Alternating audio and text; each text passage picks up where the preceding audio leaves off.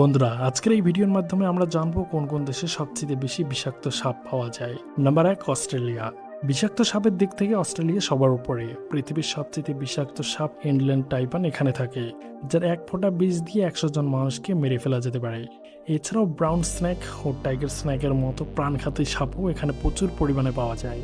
Number 2, Mexico. উত্তর আমেরিকার এই দেশটিতে প্রায় 50টিরও বেশি প্রজাতির বিষাক্ত সাপ রয়েছে, বিশেষ করে বিভিন্ন ধরনের রেডেল স্নেক এখানে সবচেয়ে বেশি দেখা যায়, যাদের লেজের শব্দ শুনলেই বিপদ টের পাওয়া যায়। নাম্বার 3, ভারত। ভারতে সাপের প্রজাতি অনেক হলেও বিষাক্ত সাপের কামড়ের মৃত্যুর সংখ্যা সবচেয়ে বেশি।